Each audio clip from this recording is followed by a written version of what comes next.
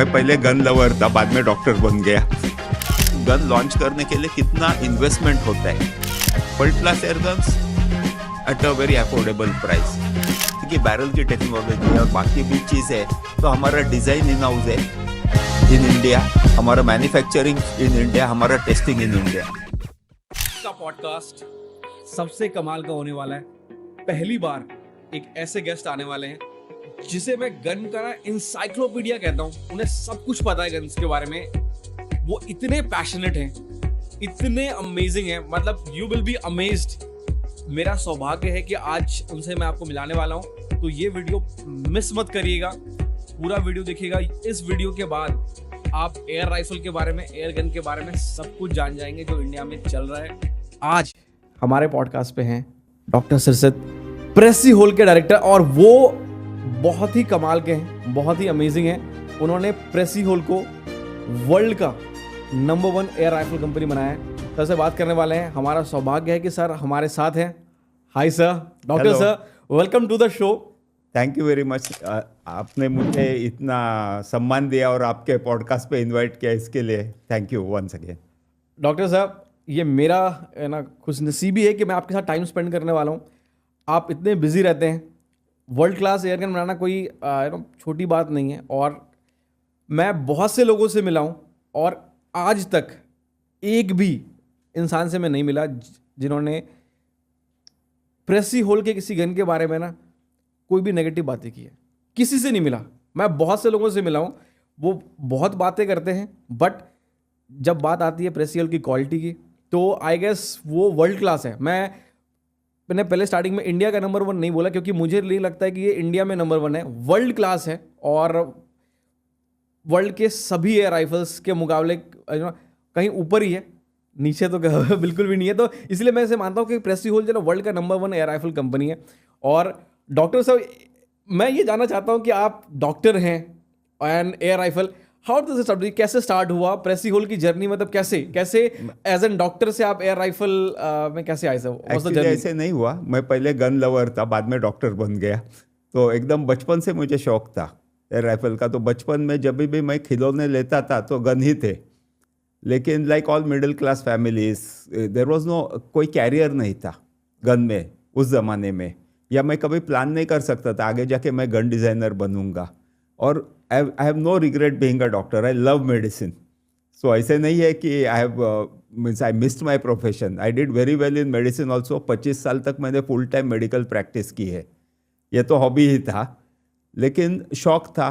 फिर almost till 11th 10th तक तो आपको पता है कैसे रहता है, मार्क्स लेने हैं, एडमिशन लेनी है। एंड आई वॉज कैरियर से I wanted to be a doctor. So वो तो हार्डवर्क था ही, लेकिन this was like my passion, my hobby. तो स्कूल में भी हमारे लाइब्रेरी में how and why book of guns रहेंगे, या इंसाइक्लोपीडिया ब्रिटानिका में से तभी ढूंढ के, तभी इंफॉर्मेशन बहुत लिमिटेड था, तो जाके पढ़ता था।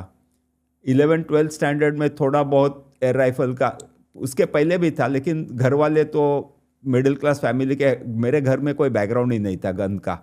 सो जब भी मेरे फादर को बोला कि गन लेनी है, बोले कुछ तो प्रॉब्लम है बच्चे में। तो फिर बाद में मेरी ग्रैंड मदर ने लेके गन दिया, which was not so accurate, लेकिन शूटिंग का शौक था। तो तभी गुलेर कैटापल्ट यूज़ करते थे बचपन में। फिर बाद में 10th में आ गया, 11th में एनसीसी में था। पूरा साल परेड किया ताकि 10 गोली मारने मिले 303 की। तो और तभी भी मुझे एक्चुअली एनसीसी में पनिशमेंट्स मिलते थे, क्योंकि गन खोल देता था, खोलो जोड़ो से कहीं आगे तक। और सीनियर्स थे, सीनियर एंड ऑफिसर, वो बोलते थे जोड़ेगा कौन? तो बोला कर लूँगा, लेकिन फिर वो राइफल ऊपर उठा के भागो, वो था मेरे नसीब में, लेकिन शौक था।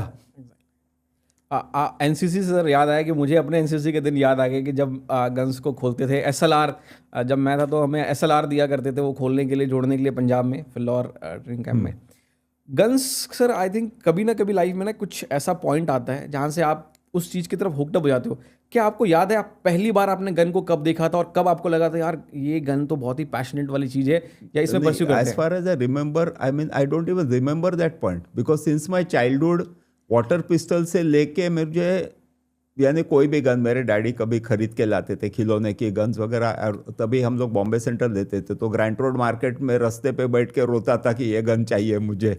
और तभी we were not that affluent, तो I couldn't buy all the guns I wanted. और जब भी मेरी पहली एयर राइफल ली थी मैंने, कोई कलकत्ता के ब्रांड की ली थी, तभी imported guns were also available, but we didn't have the financial means then ना, वो पेरेंटल सपोर्ट और ये था। तो जब भी मैंने एक्चुअली ये सब ड्यूरिंग माई 11th-12th को, तो आपको पता है फिर तो मेडिसिन में एडमिशन लेनी है तो बहुत सारी पढ़ाई करनी है, और मेडिकल में एक बार घुस जाओ तो you don't have the time, exactly, सांस लेने को फुर्सत नहीं होती है। बिल्कुल सर। और फिर जब भी मैं पास हो गया, फिर मैं 1 साल तक इंस्टीट्यूट ऑफ क्लिनिकल रिसर्च में था। बाद में जब भी खुद का प्रैक्टिस शुरू किया, तभी तो शुरुआत में पेशेंट नहीं आते, फिर थोड़ी फुर्सत मिल जाती है। तभी मैं एक कोर्स कर रहा था, सर्टिफिकेट इन चाइल्ड हेल्थ, तो वाडिया हॉस्पिटल जाता था, तो रास्ते में मैंने एक एयरगन वर्ल्ड की कॉपी देखी और ख़रीद ली रद्दी वाले के पास। और फिर वापस से इंटरेस्ट आया कि क्यों ना कुछ करूँ। तो फिर जब भी मैंने खुद प्रैक्टिस शुरू की, तो पहले जो पैसे आया जाके, तभी इंडियन ह्यूम पाइप की गन अच्छी आती थी, वो जाके खरीद ली पहले पैसे से जो कमाए उससे। एंड देन आई रियलाइज कि what is the air rifle, what is the accuracy. अच्छी गन थी, इट वाज एक्यूरेट। और फिर बाद में then I got associated with them, क्योंकि मुझे ये शौक था बनाने का, तो उनको अप्रोच किया सेल्स डिपार्टमेंट को वगैरह, तो उन्होंने मुझे एनकरेज किया। For the first time somebody encourage me in guns. नहीं तो घर से था कि ये इतना पढ़ाया बच्चे को, डॉक्टर बनाया, फिर भी कुछ ये क्यों गन की तरफ क्यों जा रहे हैं। अमेजिंग सर, मतलब ये तो ऐसा लगता है कि आप बहुत ही ज़्यादा पैशनेट है गन के बारे में।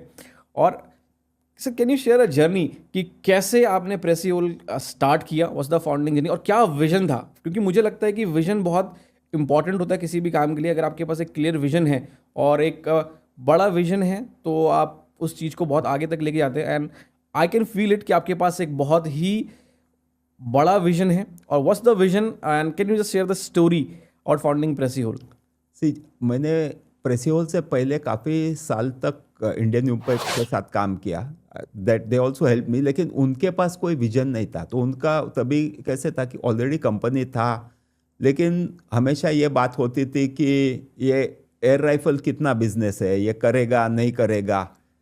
और तभी बाहर से भी जब इंक्वायरीज आई थी, वो बोलते थे नहीं करेंगे, या इन्वेस्टमेंट नहीं करेंगे, नए मशीन्स नहीं डालेंगे। तो एक लिमिटिंग फैक्टर आया था मेरा। और all along I was associated with Precihole, क्योंकि तभी भी बैरल्स गन ड्रिल करके प्रेसियोल से ही आते थे। तो मैं प्रेसियोल में एज अ कस्टमर ऑलरेडी इनके सब पार्टनर्स को जानता ही था फॉर 16 ईयर्स। लेकिन तभी इतना ये नहीं था कि वो लोग के मन में भी। तो एट सम पॉइंट मेरे जो एक पार्टनर है मिस्टर कुलकर्णी, उनका बेटा बड़ा हो गया, तो उसके भी मन में आया कि क्यों ना हम रिलेटेड टू गन ड्रिलिंग कुछ बनाए। तो बैरल था। फिर बाद में बैरल का डिस्कशन करते करते पॉइंट पे आया कि क्यों नहीं गन बनाए।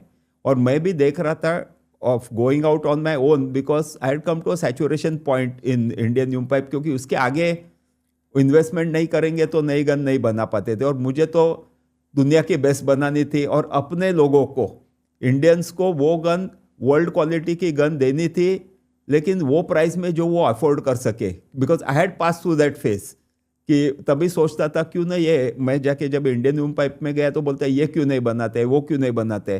तभी रियलिटीज़ भी पता पड़ी कि एक्चुअली एक गन लॉन्च करने के लिए कितना इन्वेस्टमेंट होता है।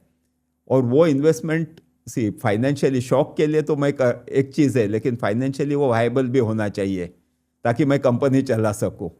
तो विजन ये था कि world class airguns at a very affordable price. And एक ही हमारा प्रेसियोल में तो एक ही मंत्र है, give the best possible guns, give the best possible service, yes, and give it at a very good rate. Very good rate. मैं इसी की बात कर रहा था, क्योंकि बहुत से लोग हैं वो कहते हैं यार इतना सस्ता, इतना अच्छा। इसी की मैं बात करता कि मुझे बहुत से लोग मिले, किसी ने क्वालिटी के बारे में कुछ नहीं बोला, सब ने बोला कि अरे इतने सही रेट पे देते थे, हमें तो मार्केट में अपनी ब्रांड लॉन्च करने में बड़ा दिक्कत आता है, पैसे कैसे कमाएं। और ये काफ़ी ज़्यादा ना आपको सोच के लगता है बड़ी खुशी की बात कि अरे कैसे, मतलब है ना, इट्स अ वेरी, अगर आप कस्टमर के वाइज देखोगे तो कस्टमर के लिए सबसे अच्छी बात यही है कि आप उनको एक बहुत अच्छी गन दे रहे हो वर्ल्ड क्लास की, एट अ वेरी ऐसे प्राइस पे कि कोई सोच भी नहीं सकता तो दैट इज़ अमेजिंग। और जैसा कि आपने बताया इसमें बहुत सारा इन्वेस्टमेंट लगता है एक गन को बनाने में। क्या आप मुझे एक आइडिया दे सकते हैं हमारे ऑडियंस को कितना मतलब खर्चा आया था, just a rough idea? For example, क्योंकि क्या सोचना पड़ता है कि जब भी गन बनाते हैं, सिंपलेस्ट अभी हमारी चीपेस्ट एक ब्रेक बैरल पिस्टल होगी, एक्चुअली 6-7 हज़ार में वो बिकती है, लेकिन उसके पीछे बहुत सारे डाइस मोल्ड्स बनाने पड़ते जिसकी कॉस्ट है, which will be amortise over the years. Second is, जब भी मैं लॉन्च करता हूँ तो मेरे पास हाथ में पहले 500 गन चाहिए, नहीं तो मैं डीलर को दूंगा, सोचूंगा, फिर नए बनाऊंगा, ऐसे नहीं होता है।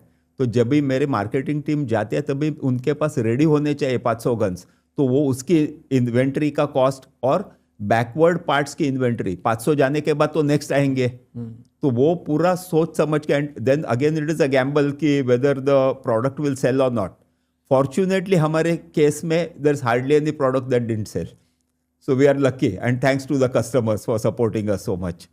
आई थिंक आपके सर प्रोडक्ट होते नहीं है, लोगों के पास डिमांड बहुत ज़्यादा है, एंड कई बार आप जाते हो कस्टमर उनके पास, डीलर के पास, उनके पास स्टॉक नहीं होता क्योंकि उसकी डिमांड इतनी ज़्यादा है, कस्टमर्स आपको बहुत ज़्यादा प्यार करते हैं। हमेशा ये हमारी कोशिश रहती है कि we should be able to supply demand, yes. लेकिन it is a happy position to have more demand than supply. Preci से स्टार्ट कब हुआ था? 2012 में? मेरा काम प्रेसी हॉल के लोगों के साथ शुरू हुआ 2010 के आसपास, क्योंकि आपको 2 साल तो उसमें गए कि पहले कि ये कैसे करना है प्रोडक्ट, वो वायबल होगा नहीं होगा। तो हमारी एग्जिस्टिंग फैक्ट्रीज थे, तो support came from Precihole machine tools which is our parent company, and my partners were extremely supportive because they believed in me, my vision, and agreed to invest their money. Along with that सबसे बड़ी चीज़ आई कि जो engineering background आया प्रेसी hall के साथ, that was the thing that made this into such a success. तो अकेले तो मैं नहीं कर पाता था ये। क्योंकि हम सब प्रेसी हॉल पेरेंट कंपनी के बारे में बहुत बात कर रहे हैं और बहुत कम लोग जानते होंगे, इंडस्ट्री के लोग तो जानते हैं, but just for our audience, Precihole जो पेरेंट कंपनी वो क्या करती है, एंड अगर हम इससे इंटरनेट पे जाते हैं तो बहुत कुछ जानने को मिलता है, तो क्या है, can you just guide us through? So Precihole machine tools is a company that specialize in deep hole drilling. अभी डीप होल ड्रिलिंग को ट्रेडिशनली एकदम गन ड्रिलिंग ही बोलते हैं, because deep hole drilling was originally really made for gun barrels, लेकिन आज के industry में it is a very wide use, जैसे कि ऑटोमोबाइल इंडस्ट्री में होता है, ऑयल एक्सप्लोरेशन में होता है, डाई मोल्ड इंडस्ट्री में होता है। So it is a very specialised process of drilling a long hole. तो अगर आपको गन बनानी है तो आपको बैरल बनाना है, बैरल बनाना है तो लंबा ड्रिल मारना है, तो आपको डीप होल ड्रिलिंग तो होना ही चाहिए। और प्रेसी हॉल ऐसी कंपनी है, नॉट ओनली दिस, अभी जो मेरे पार्टनर है mister Kazi, he makes machines, तो I can not have a better partnership because he makes the machines, he gives me all the guidance of productionizing. तो एक है कि आप एक गन बना लोगे स्किल से, लेकिन फिर आप वो उतनी गन्स लोगों को नहीं दे पाएंगे, उतने कॉस्ट में नहीं दे पाएंगे। So the real success is how to make it with unskilled labour. तो हमारे प्रेसी हॉल में literally there is no real skilled labour, it is by better engineering that we manage to make the guns. Amazing, मतलब ये तो, so that is why we can keep the cost low. Yes, I think आपके पास ये कहते हैं ना कि ऊपर वाले ने ही सबको एक साथ लेके आया। जनरली ऐसा बहुत मुश्किल होता है, एंड ये पार्टनरशिप, ये सब कुछ एक साथ लाना सिर्फ पैसे से नहीं हो सकता। ये आई थिंक लक का बहुत बड़ा फैक्टर है, या आपके पैशन का बहुत बड़ा फैक्टर है। It's a marriage made in heaven. Yes, exactly sir, that's the exact word, it's a marriage made in heaven. Sir 2010 से प्रेसी हॉल स्टार्ट हुआ और ऑफिशियली 2012 से स्टार्ट हुआ। 2012 में हमने एक्चुअली प्रोडक्शन स्टार्ट किया। अक्टूबर 2012 में हमारे पहली गन्स आई मार्केट में। तब से प्रेसी हॉल बहुत सिग्निफिकेंटली ग्रो किया है, और आई एम श्योर इसके बीच में बहुत सारे ना माइलस्टोन्स आए होंगे, कुछ ऐसे चीज़ें हैं जिसने प्रेसी हॉल को चेंज कर दिया या उसे ग्रो करने में काफ़ी हेल्प किया। Can you just guide us through the milestone? क्या क्या प्रेसी हॉल की जर्नी में माइलस्टोन्स रहे हैं, आपको क्या लगता है माइलस्टोन है, और वो क्या थे? हमने जब हमारा पहला गन बनाया ना, वो समय हमने डिसाइड किया कि हम स्प्रिंग में जाएंगे, बिकॉज वॉल्यूम चाहिए था मुझे। वो टाइम पे मैंने पीसीपी भी बनाए थे, मेरे हाथ में 2012 में पीसीपी का फोटो होगा, जो बाद में एक्यूलिस बनी, that was the original version. उसके पहले भी बनाए थे, लेकिन PCP was a very delicate thing, क्योंकि तब तक इंडिया में कोई गन ऐसी बनी नहीं थी गैस वाली जो कि लीक नहीं करे। see, with gas guns, leakage is part and parcel of it, but it can't be the norm. It has to be the exception. तो इसीलिए हमने पहले स्प्रिंग की डिज़ाइन की. अभी ये सब इतने साल का मन में था क्योंकि इंडियन न्यू पाइप इन्वेस्ट नहीं कर रही थी फॉर देयर ओन रीजंस. तो मुझे बहुत कुछ करना था जिसके लिए बहुत हेवी इन्वेस्टमेंट भी चाहिए थी. But because we were starting for the first time, I could put all that into that gun. तो जब भी पहली ओरायन गन आई, it was a completely different gun from whatever was the traditional gun in India, जो कि typically Calcutta की industry से आई और certain type of design. So for the first time we had a synthetic butt. तभी मैंने call क्यों लिया? क्योंकि मुझे वॉल्यूम बनानी थी. तो मुझे या तो वुड वर्किंग पे इन्वेस्ट करने का था या तो मोल्ड पे इन्वेस्ट करने का था. और wood working, I have worked with wood working, it is laborious. Wood is beautiful to look at, लेकिन ये डिप्लीटिंग रिसोर्स भी है. हम पेड़ काटेंगे और अभी तो डिफॉरेस्टेशन इतना हो गया है, तो इट इज़ नॉट ये नीड है. But then it can be a niche ये. सो द नॉर्म अभी वर्ल्ड ओवर भी आप देखेंगे तो it is synthetic, and we were lucky to start that at the earliest phase. और बाकी भी चीज़ें आई पहले ओरायन में, जैसे कि the entire power plant was very, it was like a tuned gun, जो कि यूके में टॉप एंड ट्यूनिंग कंपनीज जो देते थे, वेनम जैसे, वो हमने कोशिश की कि हम प्रोडक्शन गन में दे. So we had the first rotary piston, ताकि वो टॉर्क का फोर्स नहीं है. We had thrust bearings, we had a very perfectly fitted guide rod which was unheard of earlier. और पूरे जो स्क्रूज थे वो सॉलिड स्टील में बैठते थे, तो वेर एंड टेयर नहीं थी. तो we still have guns from the first production still used in clubs. 2012 की गन्स आज भी क्लब में शुरू है, वर्किंग फाइन. आई थिंक हम लोग इंडिया के किसी भी क्लब में जाएं, द फर्स्ट गन जो देते हैं वो प्रेसी होल के ही देते हैं. और वो रीज़न वो देते हैं क्योंकि वो अब तक चल रही है. मतलब 2012 से अगर किसी के पास है, अब तक वो अब एज ब्रांड न्यू चल रही हैं और काफ़ी अच्छा परफॉर्म करती हैं. आपने बताया स्प्रिंगर्स, पीसीपी और अलग तरह के, तो कैन यू गाइड अस कि कितने तरह के एयर राइफल्स होते हैं या एयर गन्स होते हैं, और उसके पीछे का मैकेनिज्म क्या होता है, वो कैसे काम करती है, सो दैट हमारे ऑडियंस को मालूम पड़ सके. Crash course on air gun. Now the commonest gun जो सबने देखी है, जो कि फुगे फोड़ रहे हैं या जो भी है, वो स्प्रिंग पिस्टन एयर गन है, जिसके अंदर आप आइदर बैरल ब्रेक कर लीजिए या तो अंडर लीवर या साइड लीवर से आप कॉक करेंगे, तो एक पिस्टन है जो कि पीछे आएगा. और जब आप फायर करते हैं, the spring via a medium of air is giving the potential energy to the pellet. So it is not, लोगों को लगता है उतना सिंपल नहीं कि इंजेक्शन जैसा है. There are lot of factors going on. In fact the spring piston air gun is one of the most complicated systems to understand. बनाने में ईजी है, लेकिन सिस्टम जो है काफ़ी कॉम्प्लिकेटेड है. सो इट इज़ नॉट कि आपने बड़ा पिस्टन बनाया तो ज़्यादा पावर आई या जो भी है, तो उसको बहुत बैलेंस करना पड़ता है. और जो हमारी एयर गन्स है, उसके पीछे जब भी वो गन बनती है इतनी स्मूथ है, क्योंकि उसके पीछे 25 साल का एक्चुअली हार्डवर्क है. Amazing. अभी उसके आगे हमने क्या किया कि अभी स्प्रिंग है, तो स्प्रिंग का क्वालिटी है. अभी वो क्वालिटी की वायर मिलना, क्वांटिटी मिलना, इंपोर्ट करना, तो हमने नाइट्रो लाया. So nitro was a big success for us, क्योंकि उसमें मेटल स्प्रिंग है ही नहीं. तो नाइट्रोजन की स्प्रिंग होने की वजह से आपकी लाइफ काफ़ी हद तक बढ़ गई. तो जो मैकेनिकल स्प्रिंग की 5-6 हज़ार लाइफ है, तो नाइट्रो स्प्रिंग की 25,000 के ऊपर लाइफ आती है. तो we will say because of warranty है कि 10-15 हज़ार, but we have actually used them in many clubs for up to 25, 30, 40,000 shots also. After which आप नए सील्स डाल दो, रिप्रेशराइज करो लाइक न्यू. सो ये नाइट्रो एयर राइफल्स होते हैं, nitro pistons air rifle I guess उसे बोलते हैं, वो क्या है? Can you just explain me in layman words, क्या क्या मैकेनिज्म होता है? So basically a mechanical spring is replaced by a nitrogen gas spring. This is like a गाड़ी का शॉक एब्जॉर्बर है. तो आप नाइट्रोजन को दबा रहे और वापस वो स्प्रिंग जैसे एक्ट करता है. तो because there is no metal in it, so there is no fatigue. Okay, तो उसके बीच में स्प्रिंग हटा देते हैं. तो नाइट्रोजन ही स्प्रिंग है. तो मान लो मैंने पिस्टन में 60 बार नाइट्रोजन है, जब भी मैं कॉम्प्रेस करता हूँ 70 बार हो गया, वापस 60 पे आया. तो एक्सपेंड नहीं होता है वो nitrogen, it is just acting as a spring. But because it is a spring action, it will still have recoil. तो पिस्टन तो आगे जाएगा ही. तो because the piston is being thrown forward, gun में तो रिकॉइल आएगा. तो उसका next system will be either working it with a pre compressed gas. It can be CO2 और it can be air, it can be nitrogen, what ever. तो typically CO2 जो है वो अच्छा है, लेकिन CO2 में क्या है कि उसकी इलास्टिसिटी कम है, and CO2 is dependent on atmospheric temperature for its pressure. And CO2 being corrosive is hard on seals. तो CO2 पे भी मैंने पहले काम किया, but with Precihole we have as yet not work with CO2. We jump straight on to the PCPs which was the latest technology. So what's PCP air rifle और उसका mechanism क्या होता है? तो in PCP is a pre charge pneumatic, यानी आप एक reservoir में पहले से हवा भर के रखते हैं और उसमें से थोड़ी थोड़ी हवा हर बार शॉट की पावर जनरेट करने के लिए इस्तेमाल करते हैं. होती है. ओके. अभी उसमें it is also very tricky, because जब भी आप भरते हैं तभी आप 200 बार भर रहे हैं. जब तक प्रेशर कम होते जाता है फिर भी आपकी गन की पावर सेम होनी चाहिए. वो करना वॉज आर टेक्नोलॉजी. सो एक है कि आप रेगुलेटर लगा के कर सकते हैं, दूसरी बात है कि आपको वाल्व को ही एज अ रेगुलेशन मैकेनिज्म बना सकते हैं, जो कि हमने किया.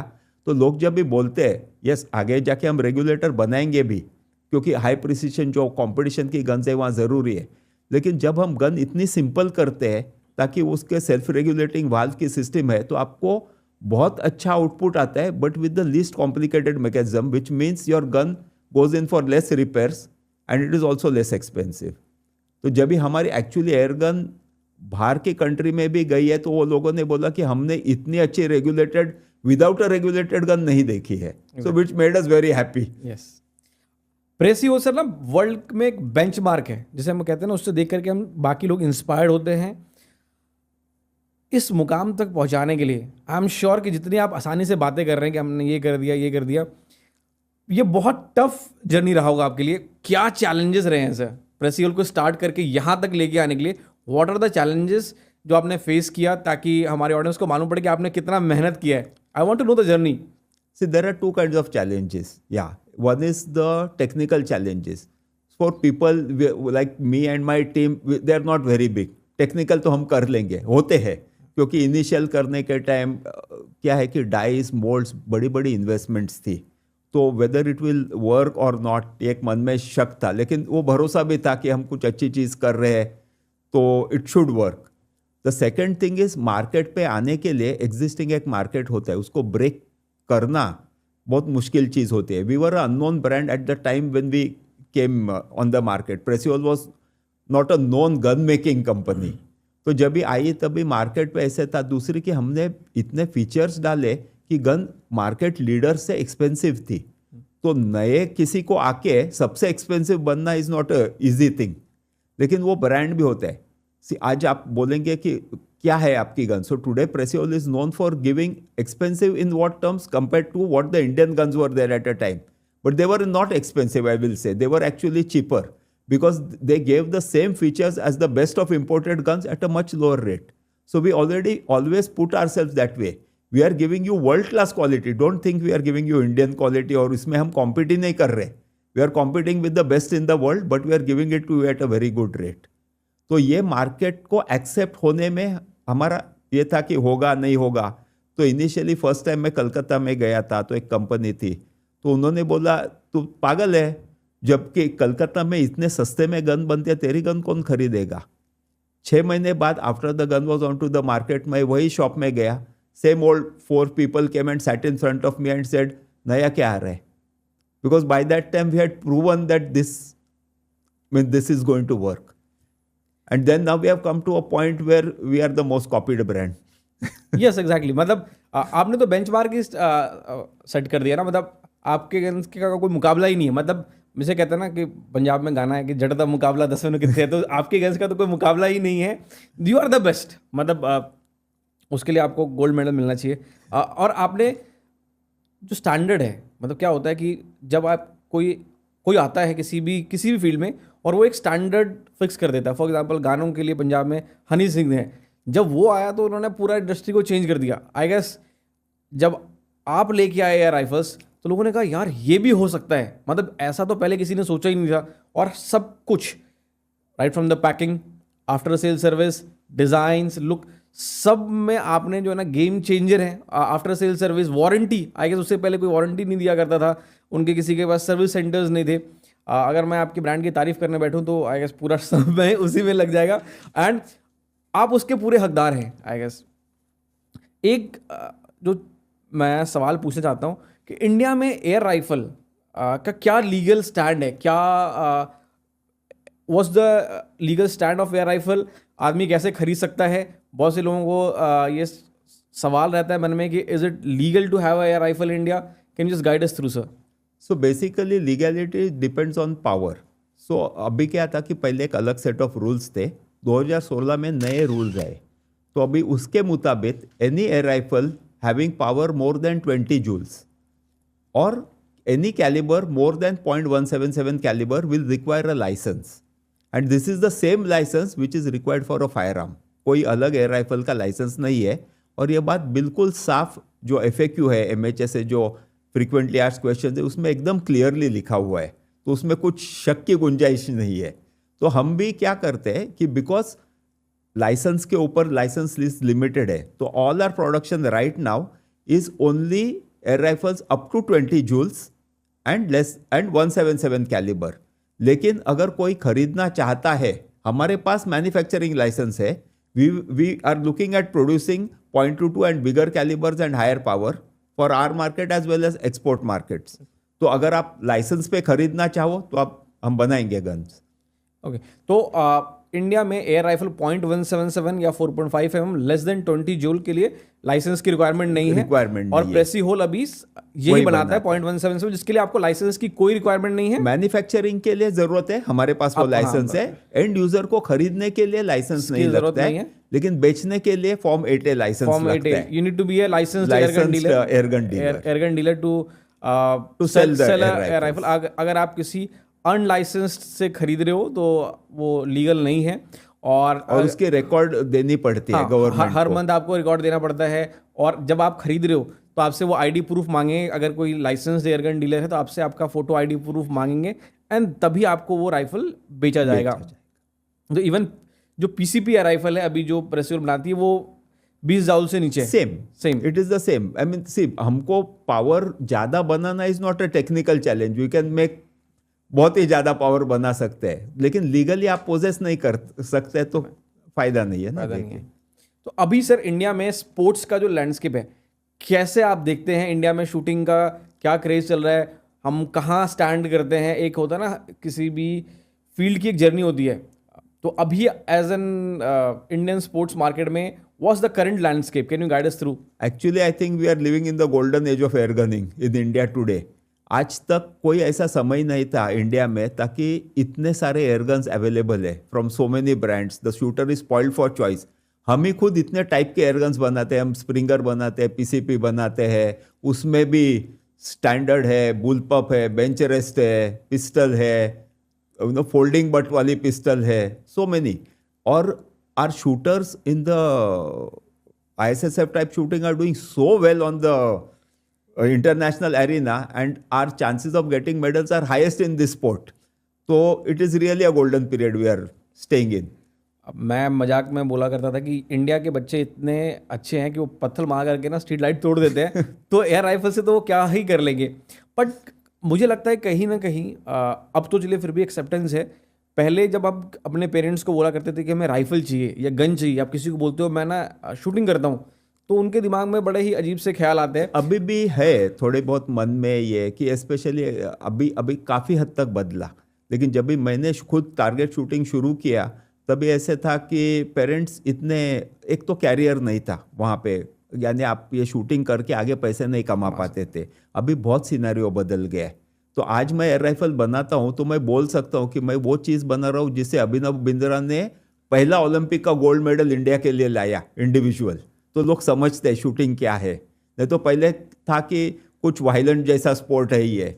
लोग समझते नहीं कि दिस इज द मोस्ट काम peaceful sport that you can have.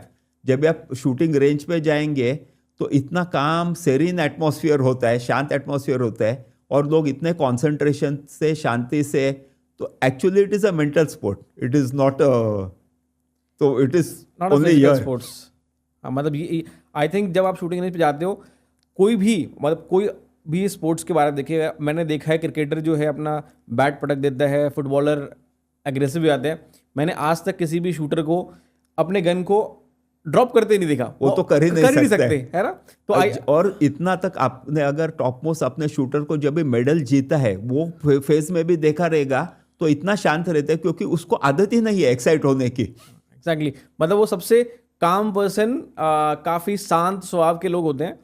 काम, वेरी डिसिप्लिन एंड वेरी ये रिस्पॉन्सिबल. रिस्पॉन्सिबल. आई थिंक जो शूटिंग है, लोगों को लगता है ये खतरनाक हो सकता है, बट आई थिंक स्पोर्ट्स, जो शूटिंग स्पोर्ट्स है, काफी सेफ है.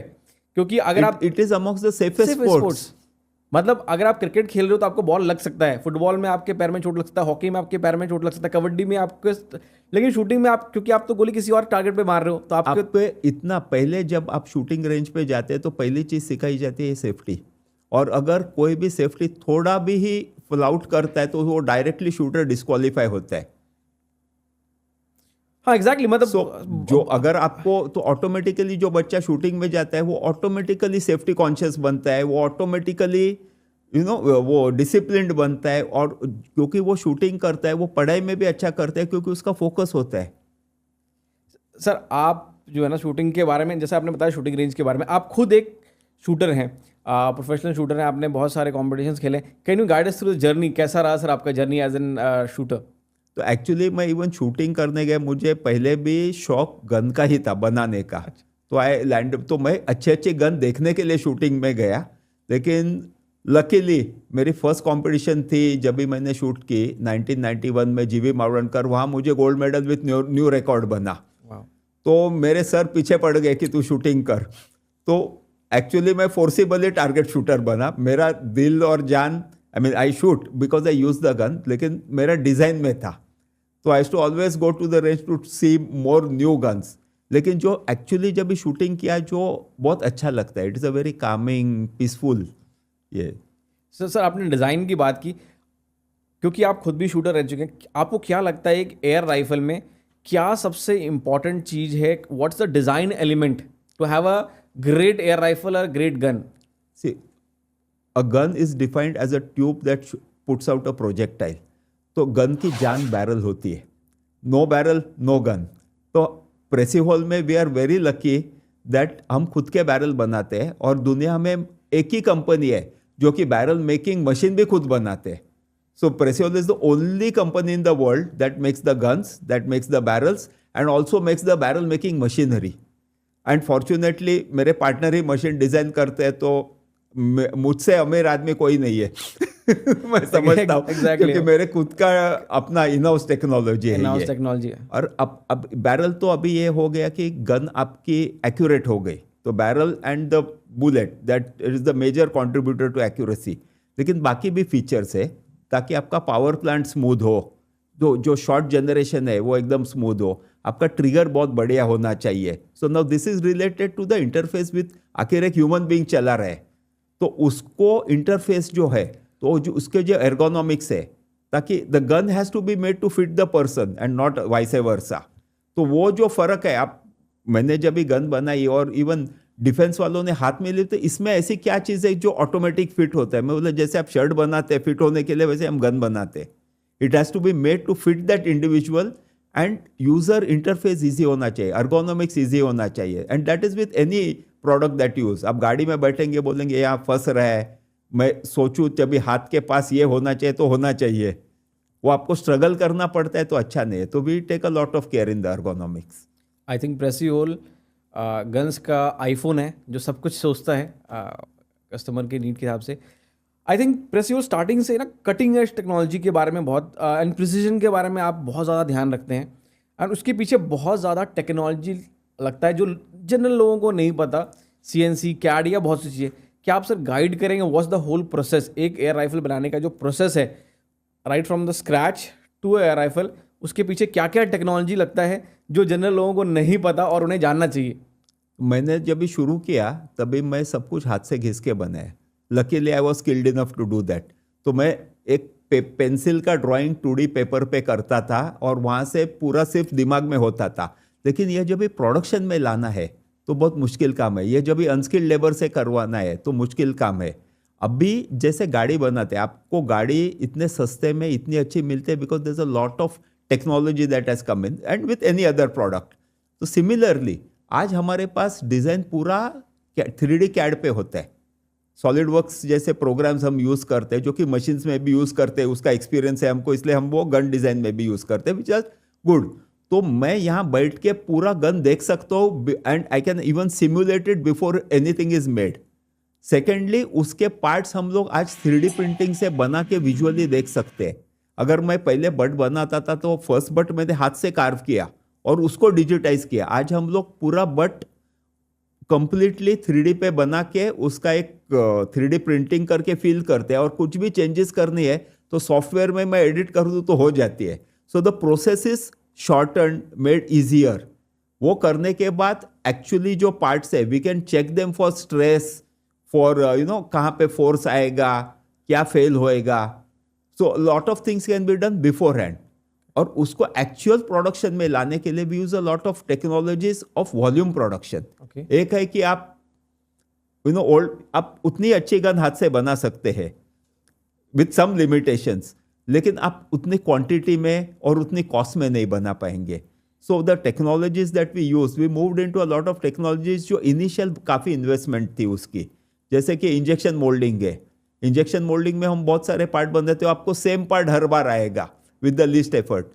जिंक अलॉय डाई कास्टिंग है, same way. The other thing, जब भी मशीनिंग की बात आते हैं, we have heavily invested into CNC machinery. तो जो आप मैकेनिकली भी उतनी अच्छी गन बना सकते हैं आप, लेकिन वो वॉल्यूम में, वो टाइम में, वो स्केल पे नहीं बना पाएंगे. तो वो अभी ऑटोमेशन से क्या होता है कि you are able to get repeatability. अभी हमारी खुद की बैरल लाइंस जो US में वगैरह या बाकी की कंट्रीज में चलती, पूरे रोबोटिक्स पे चलती है. अभी इंडिया में चलो हमारे पास आदमी ज़्यादा है, हमको उनको भी रोजगार देना है, तो we use people to a large extent, but we try to have a lot of automation from the point of view of repeatability and accuracy. So CNC हो गया, CAD हो गया, इतनी सारी टेक्नोलॉजी है. इवन द टेस्टिंग मशीनरी, आपने कुछ बनाया उसको टेस्ट कैसे करेंगे. आज आपके पास CMM जैसे टूल्स है या गेजिंग है.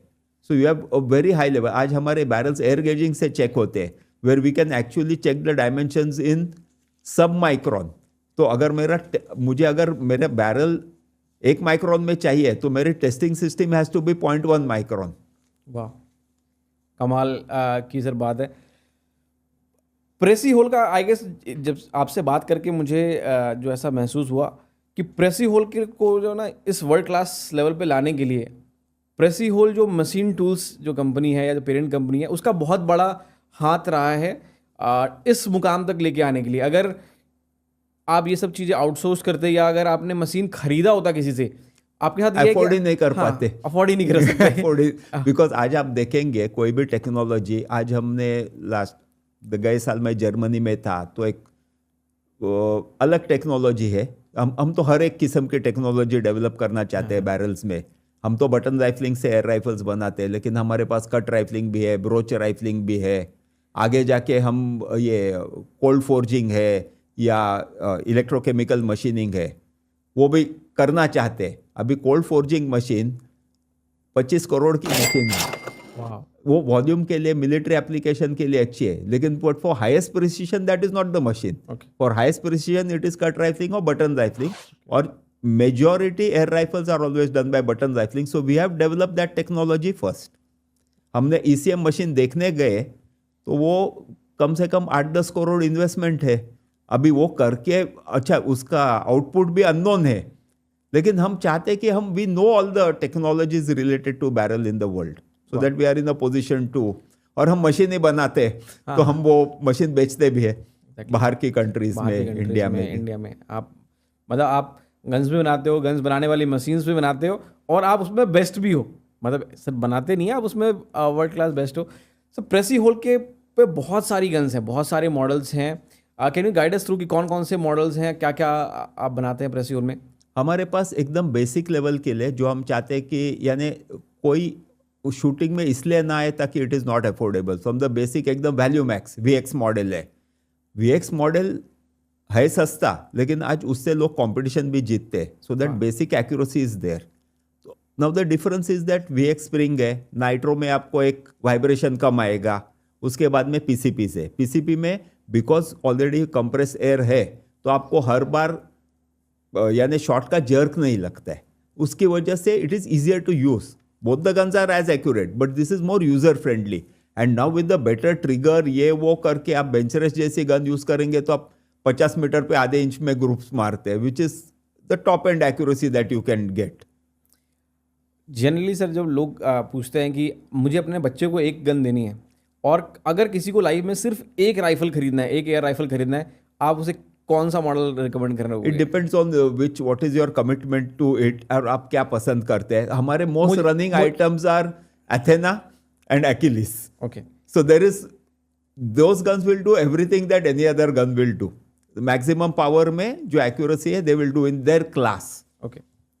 नहीं, फॉर एग्जांपल मुझे अपने 12 साल के बेटे को एक एयर राइफल देना है, उसे मैं क्या कौन सी गन दूं? अभी 12 साल का बेटा है तो उसको कॉकिंग करने के लिए ही होना चाहिए। तो मैं बोलूँगा कि आप जो क्लब की नाइट्रो वाली NX100 वाली मॉडल है वो आप दिला दीजिए, क्योंकि आपको पावर नहीं चाहिए। और एक्चुअली है ना, लोग पावर के पीछे बहुत भागते हैं। It is actually accuracy that counts. तो ये लोग, लेकिन it's difficult. World over most people are attracted, गाड़ी भी लेते हैं ना, तो वो पावर को तो रास्ते पे चलाते नहीं है, लेकिन हाँ मेरे पास पावर है। बट जो स्मूथनेस है, तो actually it would be more important कि आपकी गन कितनी स्मूथ चलते, कितनी एक्यूरेटली। तो what is use of power if you don't hit the target? Exactly. Sir आप इतने सारे मॉडल्स बनाते हैं, इतने सारे डिज़ाइन की आपने बात की, आपका सबसे पॉपुलर मॉडल क्या है और वो क्यों है? अभी क्या है कि टिपिकली स्प्रिंगर्स में इन वॉल्यूम, हाँ इन वॉल्यूम हमारी एथेना मॉडल सबसे पॉपुलर है, because typically it is the maximum power that you can get on the Indian scenario, and accuracy भी है, अच्छा ट्रिगर भी है। अभी क्या है कि जिसको पीसीपी आप लेते हैं, लेकिन पीसीपी भरना पड़ता है, तो इन रूरल एरियाज अभी तो काफ़ी सारे कॉम्प्रेसर्स पंप भी आए, लेकिन फिर भी जो बोलता है कि मुझे इंडिपेंडेंट पावर सोर्स चाहिए, वो एथेना लेता है, क्योंकि वो नाइट्रो स्प्रिंग है, तो उसकी स्प्रिंग की लाइफ भी अच्छी है और गन का कंस्ट्रक्शन भी रोबस्ट है, तो you can use it for years and you don't require a power source. लेकिन जो बोलता है कि मुझे टॉप एक्यूरेसी चाहिए, मुझे रीजनेबल कॉस्ट में भी चाहिए, और मुझे पावर सोर्स चलो मैं मैनेज कर दूंगा, मैं पंप लूंगा या कंप्रेसर ले लूंगा, लेकिन मुझे वो लॉन्ग रेंज एक्यूरेसी चाहिए, तो वो एक्यूलिस मॉडल लेता है। So these are our most popular models. आपने सर लॉन्ग रेंज के बारे में बात किया, और जनरली लोगों को, जिन लोगों ने खास करके एयर राइफल कभी नहीं छुआ है, एक एयर राइफल का रेंज कितना होता है? व्हाट्स द, जिसे कहते हैं ना, एनसीसी में हम बोला करते थे कारगर रेंज, कारगर रेंज जो टर्म से आर्मी वाले यूज करते हैं। तो एक एयर राइफल का कारगर रेंज क्या होता है और सबसे मैक्सिमम रेंज क्या होता है? और आपने कितना सर कभी फायर करके देखा है पीसीपी एयर राइफल से या नॉर्मल राइफल से, कितने दूर तक हम उसे हिट कर सकते हैं टारगेट को? अभी ये this all depends on the skill of the shooter. तो अभी क्या है कि आपकी एक पावर है जो आपको एक्सीड नहीं कर सकते।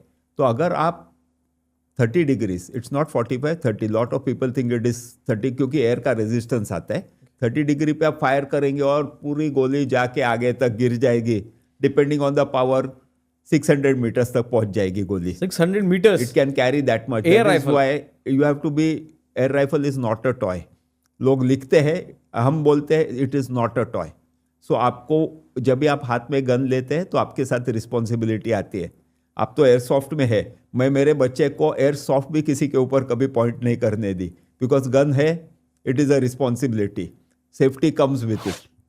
तो ये हुई कि maximum range. Then what is the actual usable range? तो क्या होता है कि गोली जब बाहर निकलती है कोई भी गन की, नो मैटर हाउ पावरफुल, आपकी हाई पावर 50 BMG स्नाइपर ही क्यों ना हो, सीधी नहीं जाती है, उसके ऊपर ग्रेविटी एक्ट कर रही है। तो you will always have a trajectory that it is following.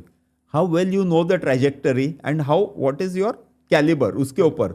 एक 12 foot pound air gun when we are setting, typically with the setup, I would generally zero the gun at 35 metres, which means कि normally 40-45 metres तक मेरी almost ऊपर नीचे ज़्यादा नहीं जाएगी। उसके आगे मारना है तो मुझे ट्रैजेक्टरी की नॉलेज होनी चाहिए कि यहाँ पे मैं कितना एम ऑफ करूँ। वो ले लेके, अभी यूट्यूब पे आप वीडियोस देखेंगे, अभी किसी ने डाला है मोर देन 100 मीटर्स, किसी ने तो 200 मीटर शॉट भी डाला है with 20 joule air gun. Wow.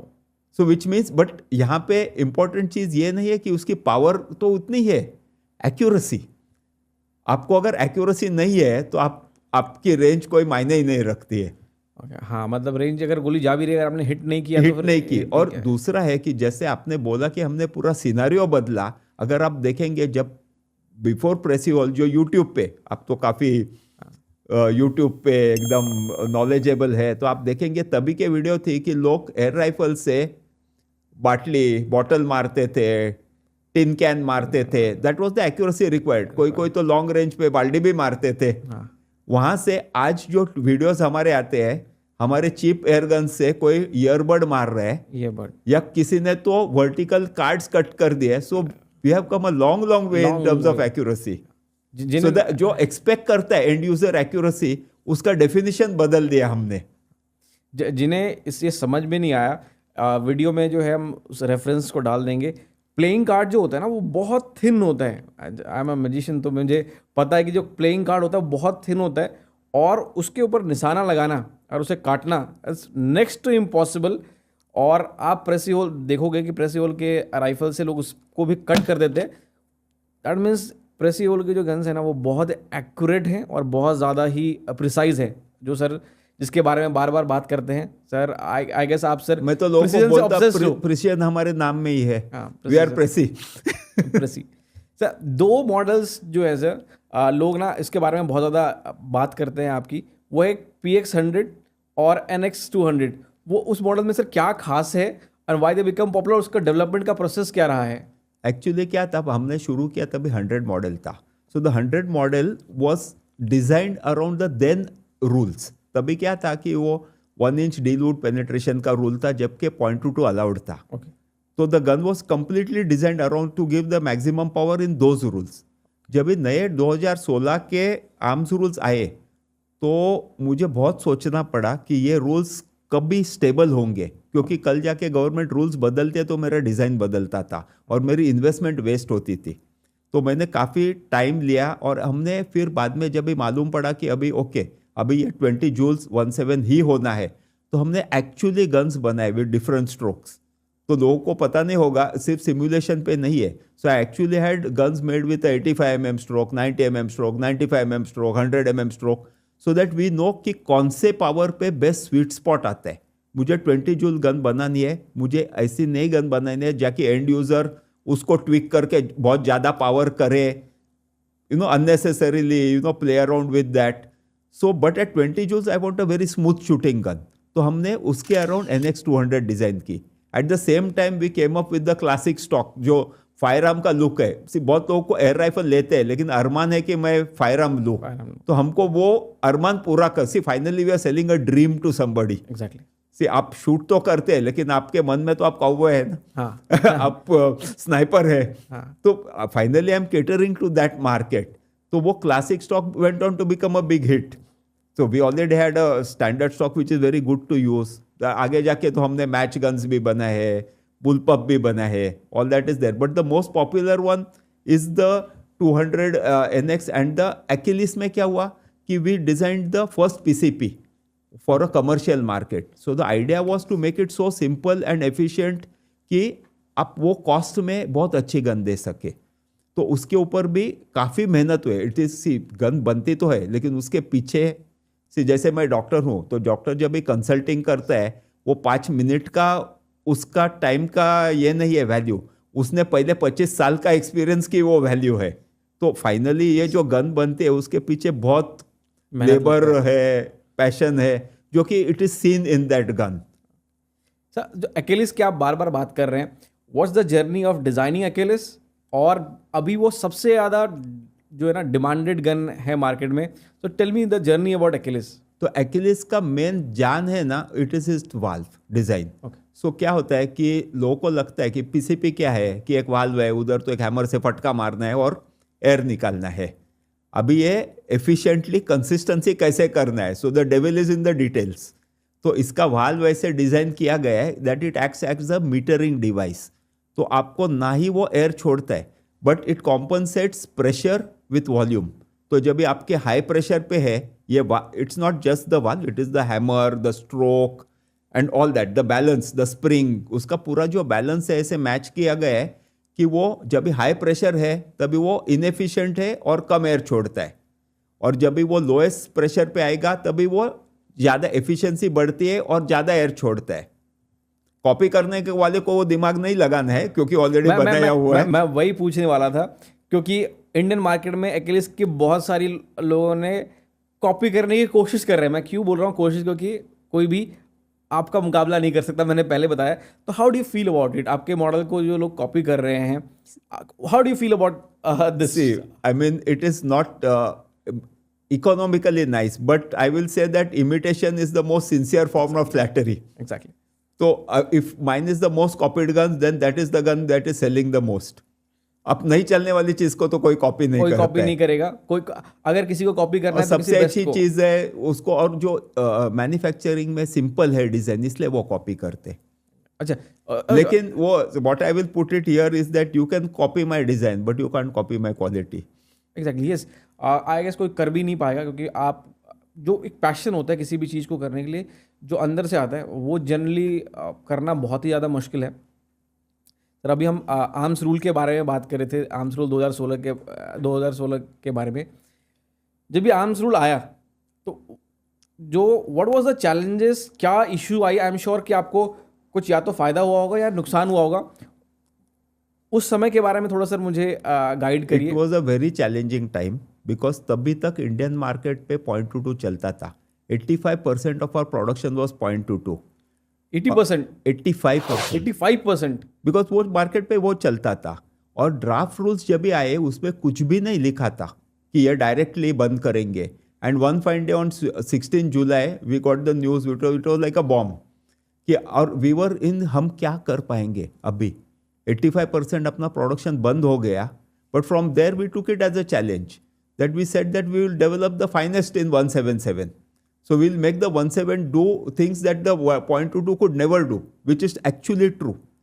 Long term में हमको फायदा क्यों हुआ कि हमको 2 प्रोडक्ट नहीं बनाने पड़े। We could concentrate on 1 and then we develop that 177 to a level which I will say that today's 177 at 20 joules is way better than वो टाइम का 0.22। लोगों को कुछ भी लगे, it will be more accurate, it will have a flat trajectory, it will have a longer range than there, but that challenge was there. From there we picked up, और तभी हमको और भी चीज़ें चैलेंजेस आई, जैसे कि GST आया, demonetisation हुआ। लेकिन वो सब चीज़ में एक्चुअली हमको फायदा हुआ, because we were very honest people who always went by the rules. तो वो टाइम पे बहुत लोग उसको टॉय गन बोल के टैक्स नहीं भरते थे। हमको तो लेवल फील्ड प्लेइंग आया, तो हमको जीएसटी से बेनिफिट हुआ। एग्जैक्टली। हमने तो कभी ब्लैक का धंधा किया नहीं, तो हमको कभी प्रॉब्लम ही नहीं था। So we always benefited because we were always law abiding. और हमारा कोशिश यही है कि we always stick to the law, to the letter. We don't want to, you know, because we are here in it for the long run, we are not some fly by night operators. Sir, आप अभी arms rule के बारे में बात कर रहे थे, draft के बारे में आपने बात किया। जनरली जो लोग ड्राफ्ट के बारे में बात करते हैं उनके दिमाग में कुछ ना कुछ ड्राफ्ट तो रहता ही है, आई गेस। तो अगर आपको आर्म्स रूल में अभी कुछ चेंजेस करने हैं, या अगर आप करना चाहेंगे, या आपके पास कोई सजेशंस हैं, मे बी वो वीडियो उन तक पहुंच जाए, क्या आपके पास कुछ सजेशंस हैं आर्म्स रूल में चेंज के लिए? I mean we want to have responsible gun ownership. क्या होता है कि गन तो एक टूल है, क्राइम करने वाला दिमाग होता है। आप गाड़ी भी मिसयूज करते हैं, किचन नाइफ भी मिसयूज कर सकते हैं, कुछ भी सकते। जो क्रिमिनल माइंडेड है वो तो क्रिमिनल माइंडेड है। Gun by itself is not the ये, but at the same time yes, आप बोलेंगे कि एक से अभी 1722 में रियली कोई फर्क नहीं है। आप पावर लिमिट अगर डिफाइन करते हैं तो आप बड़े कैलिबर भी अलाउ कर सकते हैं। और आप अगर एयर राइफल के लिए अलग से लाइसेंस रखेंगे विच इज़ ईजियर, जैसे कि यूके में क्या है, एक FSC होता है which is a firearm certificate, so it is easier to obtain. अपने यहाँ तो more or less firearm possess करना next to impossible है unless you are doing only target shooting. But a lot of people want to have fun. Yes. See, क्या है कि हम ये भी promote करते हैं that you should see everybody cannot become a Olympic champion. आप अगर क्रिकेट खेलते हैं तो आपको उसमें, आप घर पे तो खेलते हैं ना, तो सब जाके प्रीमियर लीग में नहीं खेलते हैं या तो इंटरनेशनल नहीं खेलते हैं, लेकिन आप गली में भी क्रिकेट खेलते हैं तो आपको आनंद मिलता है। आप टेबल टेनिस खेलते हैं, बैडमिंटन खेलते हैं, तो आप वो गेम ही है, तो वो अवेलेबल होना चाहिए, easy to access. But in the people should also be responsible and do it in safe manner. Safe manner. I think इस पे सबसे गवर्नमेंट को तो हम जो भी बोलें, पहले हमें रिस्पॉन्सिबल होना चाहिए. इम्पोर्टेंट. सो बिकॉज क्या होता है, गवर्नमेंट अगर आप मिसयूज करेंगे कोई चीज को, तो गवर्नमेंट तो it is their responsibility that to take care of the आम जनता की केयर लेने की. आई थिंक एज एन हम लोग गन लवर्स, हमारी रिस्पॉन्सिबिलिटी है कि हम गन को सही तरीके से चलाएं. अगर कोई उसका मिसयूज करने की कोशिश कर रहा है तो उन्हें हम गाइड करें कि ऐसा नहीं करना चाहिए. अल्टीमेटली हमें ही सफर करना पड़ेगा अगर इन द लॉन्ग रन. हाँ, in a very very long run. अगर लोग इसका मिसयूज नहीं करते या अगर उसको ट्विक ना करें और हम रिस्पॉन्सिबल हो जाएं, तो हमारे पास, यू नेवर नो, हमारे पास .22 या दूसरे राइफल्स भी अवेलेबल हो जाएंगे इंडियन मार्केट में. सर, जब भी मैं किसी शूटिंग रेंज पे जाता हूँ ना, मुझे सबसे पहले जो गन दिखता है वो है प्रेसियोल.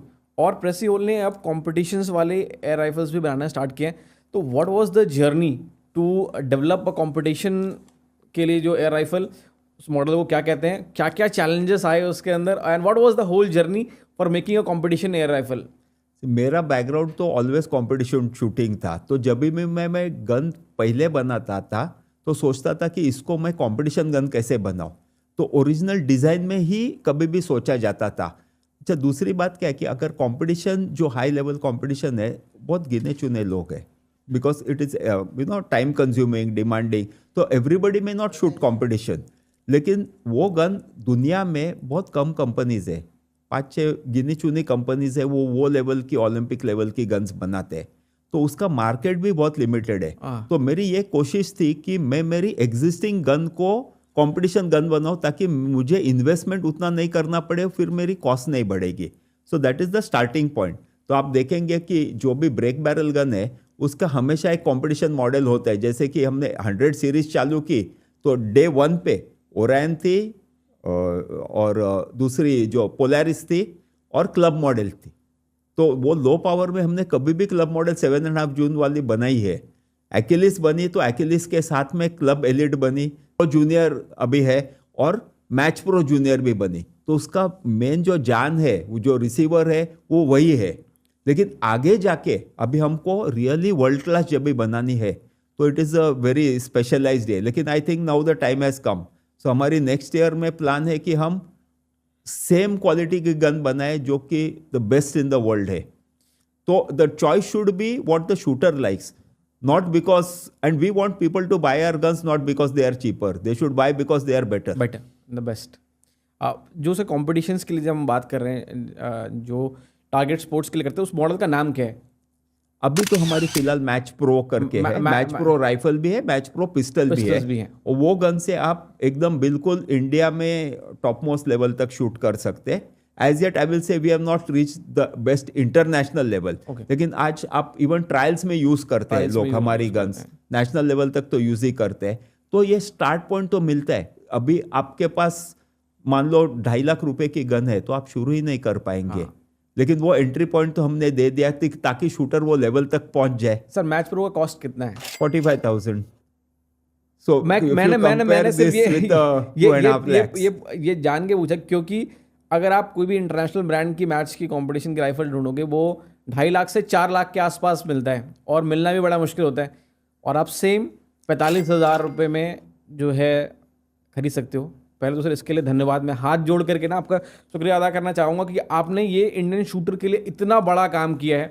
That is truly remarkable. बहुत से लोगों का जिनको मैं जानता हूँ, इनफैक्ट मैं भी उनमें से एक हूँ. जब स्कूल में मुझे शूटिंग करना था और मैंने अपने टीचर को बोला कि मुझे एज एन कैरियर, मुझे स्पोर्ट्स, जो वो कहते थे तुम योगा खेलने आओ, तो मैंने कहा मुझे योगा नहीं करना है, मुझे शूटिंग करना है. एंड देन उन्होंने मुझे देखा, उन्होंने बोला तुम्हें पता भी है एक एयर राइफल कितने का आता है? और आई थिंक जब से आप मैच प्रो इंडिया में रिलीज़ किया है, बहुत से ऐसे बच्चे जिन्हें शूटिंग करना होगा, जिन्हें ओलंपिक्स की तैयारी करनी होगी, या फिर उन्हें जस्ट फॉर फन स्पोर्ट्स के लिए शूटिंग को अपनाना होगा, आई थिंक इससे बहुत हेल्प मिलने वाला है. That is truly commendable. मतलब बहुत ही अमेजिंग है. आपकी सर सारी राइफल्स जो बनती है ना, वो इंडिया में बनता है, और सब कुछ आप इन हाउस करते हैं. गवर्नमेंट ने मेक इन इंडिया स्टार्ट किया है.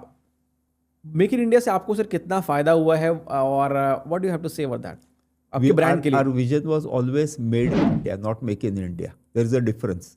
आज क्या होता है, बड़ी बड़ी कंपनीज बोलते हैं हमने मेक इन इंडिया किया, यानी क्या कि पूरा किट बाहर से लाए और यहाँ पे स्क्रू ड्राइवर से जोड़ दिया। हम वो नहीं चाहते, हम चाहते हैं कि उसकी कोर टेक्नोलॉजी हमारी इन हाउस हो, जैसे कि बैरल की टेक्नोलॉजी, बाकी भी चीज़ है तो हमारा डिज़ाइन इन हाउस है इन इंडिया, हमारा मैन्युफैक्चरिंग इन इंडिया, हमारा testing in India.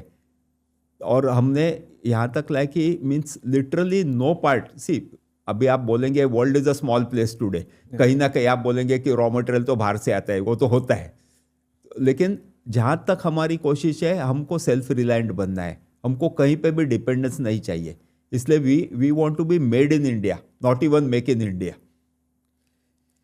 Amazing sir. आप हम बार बार वर्ल्ड लेवल की बात कर रहे हैं और प्रेसी होल वर्ल्ड लेवल पे शूटिंग के लिए जो है अपने आप को बेंचमार्क सेट कर रहा है। आप चाहते हैं कि इंटरनेशनली भी जो शूटर्स हैं वो प्रेसी होल के एयर राइफल्स ही इस्तेमाल करें।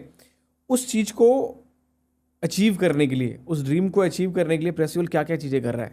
अभी पहले तो we are really working on the quality and for the first time अभी तक आपने तो देखा रहेगा कि इंडिया में गन्स इंपोर्ट होती थी, for the first time we are exporting. तो हमारी एराम्स यूके कंपनी के साथ टाई अप है, वो will be exporting our gun into their 40 countries, not only the UK. और उनकी जो नई मॉडल है हम इंडिया में बनाएंगे उनके लिए। So now the international brand of that level has the confidence that India में जो चीज़ रियली, नहीं तो वो कॉन्फिडेंस नहीं होता। उसके लिए हमने बहुत मेहनत की है। इट इज़ नॉट, और इंटरनेशनल जाने के लिए ना कि सिर्फ परफॉर्मेंस की ज़रूरत है, लेकिन वो जो फिनिशिंग है, हम इंडियन प्रोडक्ट्स बहुत टाइम है हमने देखा है कि वो लास्ट 90% तक जाके फिनिशिंग में चोक होते हैं। तो वो फिनिशिंग हमने बहुत मेहनत की है यहाँ पे, उसकी वजह से जब भी हम इंटरनेशनल मार्केट पे गए हमको दिक्कत नहीं आई। वाह, मतलब इंटरनेशनल लेवल पे जब कोई ब्रांड आपको प्रमोट करता है या उसको मार्केट करता है तो आपके प्रोडक्ट में ज़रूर कोई ना कोई बात है। और आई कैन प्राउडली से वॉच फॉर इट की प्रेसी होल ने उस चीज़ को सरपास किया है उनकी क्वालिटी में। अभी आप सर बहुत से नई चीज़ों पे काम कर रहे होंगे, आप बहुत से नई टेक्नोलॉजी पे काम कर रहे हैं। What is in the pipeline for air rifle और एयर पिस्टल? क्या चल रहा है sir that you are working on? See, a lot of demand was there. बहुत टाइम क्या होता है कि वो चीज़ों में काफ़ी साल जाते हैं and we never release anything unless we are sure it is perfect. क्या होता है, हमारे पास डेवलप तो रहता है, लेकिन I have to be confident कि वो चीज़ मैं प्रोडक्शन लेवल पे कंसिस्टेंटली दूँ। क्या, नहीं तो क्या होता है, मैं तो जल्दी release, I don't want to be the first on the market, I want to be the best on the market. Best. तो क्या है कि अभी हम रेगुलेटर पे भी काम कर रहे हैं, बिकॉज कंपटीशन गन्स में और अदर गन्स में रेगुलेटर लाना है। अभी तो अपने बॉटल मॉडल्स भी लॉन्च कर रही है because of demand for more number of shots, अलग patterns, you know it is more about you know interest जो चल रहा है मार्केट पे, bullpup patterns, bottle models, you know adjustable butts, folding butt, एक कॉन्सेप्ट जो हमने लाया जो कि था ही नहीं कभी, हार्पी की पिस्टल थी, जो pistol will literally outshoot a rifle. आज तक कोई, आप फायर आर्म से भी 50 मीटर पे वो ग्रुप मार के बताए कोई जो हार्पी से मार सकता है। और उसमें भी हमने फोल्डिंग बट भी दिया, तो एक कॉम्पैक्ट गन है, एक फन शूटिंग है, अलग मार्केट है। अमेजिंग। मतलब प्रेसी होल हमेशा नए नए चीज़ों पे इनोवेट करता आता है, जो कि आप सिर्फ शूटर्स के लिए नहीं, जो लोग फन लविंग के लिए भी गन्स का इस्तेमाल करते हैं, राइफल्स का इस्तेमाल करते हैं, उनके लिए जो है काफ़ी मज़ेदार है। How do you see Indian sports? मतलब अभी जो शूटिंग स्पोर्ट्स है, नॉट फॉर द फन की हम बात कर रहे हैं, पहले हमने फन के बारे में बात की थी। Indian shooting sports how do you see अभी, और प्रेसी होल उसमें क्या योगदान दे रहा है या देना का प्लान कर रहा है? What's the vision? Indian shooting really has a come a long way. मैंने जब भी शुरू किया तभी लोग जब भी कंपटीशन में जाते थे तो बात क्या होती थी कि वहाँ जाके शॉपिंग करेंगे, ये देखेंगे, क्योंकि वो लेवल ही नहीं था कि हम वो मेडल लेके आए। आज इतने कमिटेड है, और एक नहीं, हमारे पास इतने सारे शूटर्स है कि हमारे चांसेस ऑफ मेडल्स है ही है, मतलब मिलने ही मिलने हैं, क्योंकि इतने, एक नहीं है, मल्टीपल शूटर, और अभी तो मिलते ही है। ओलंपिक में है, वर्ल्ड कप में है, एशियन गेम्स में है, कॉमनवेल्थ गेम्स में। शूटिंग स्पोर्ट्स के लिए सर डिसिप्लिन बहुत ज़रूरी है, माइंड कामनेस बहुत ज़रूरी है, और बहुत ज़्यादा मुझे लगता है डेडिकेशन जरूरी होता है। आपको डेली जो है एक ही चीज़ को रिपीट करना पड़ता है। हाउ डू यू थिंक कि ये सब चीज़ें लाइफ में डिसिप्लिन वगैरह इनकर करने के लिए शूटिंग स्पोर्ट्स कैसे मददगार हो सकता है अगर कोई पेरेंट इसे देख रहे हैं, अगर अपने बच्चे के अंदर डिसिप्लिन या कामनेस लाना चाहते हैं, तो शूटिंग स्पोर्ट्स कैसे उनको हेल्प कर सकता है? Shooting is a sport where बच्चा है ना, वो इनडिसिप्लिन हो ही नहीं सकता है। अगर उसको रेंज पे एंटर करना है, उसको he has to be discipline, he has to be safety conscious, he has to be responsible. Gun ऐसी चीज़ है, आप हाथ में लेंगे उसके साथ रिस्पॉन्सिबिलिटी आती ही है।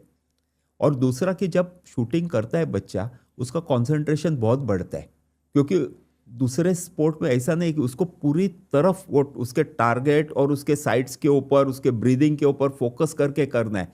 तो ये चीज़ तो आपके रेगुलर लाइफ में आएगी। तो हमने देखा है कि जो भी बच्चे शूटिंग करते हैं, जो एकदम नॉटी बच्चा है, वो भी डिसिप्लिन हो जाता है शूटिंग में आने के बाद, और उसकी स्टडीज़ भी इम्प्रूव होते हैं, क्योंकि उसका कंसंट्रेशन इम्प्रूव होता है। और जैसे कि कोई भी स्पोर्ट में है, डेडिकेशन एंड हार्डवर्क है। टैलेंट से भी ज़्यादा मैं कहूँगा it is hard work and dedication that page of. Sir, अभी आपने शूटिंग के बारे में बताया कि पढ़ाई में बच्चा और तेज हो जाता है और कंसंट्रेशन बढ़ जाता है।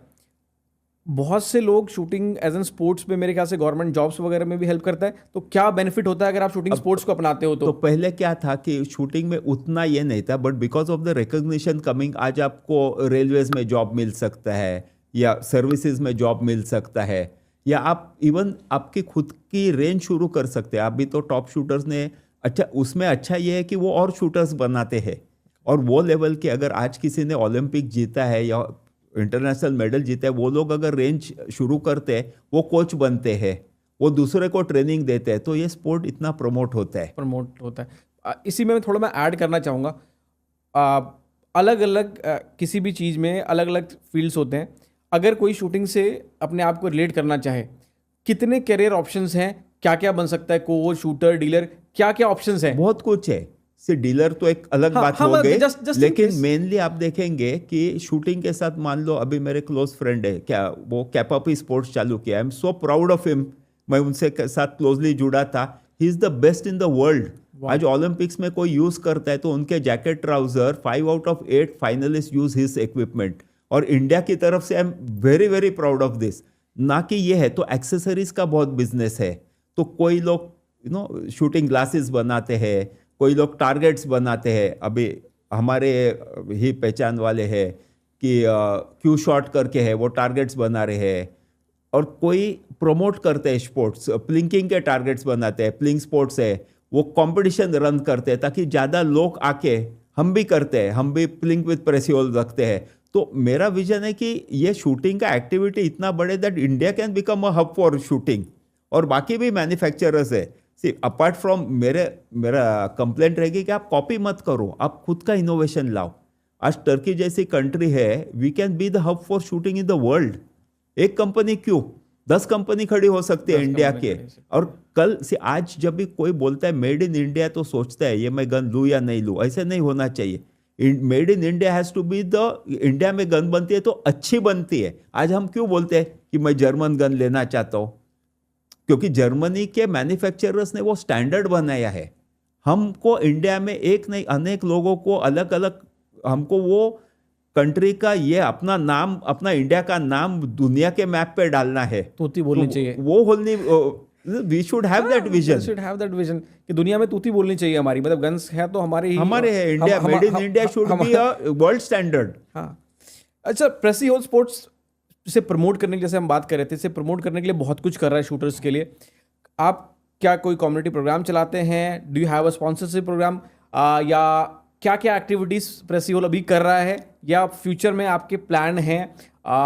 और do you have something for sponsorship? Can you guide us through?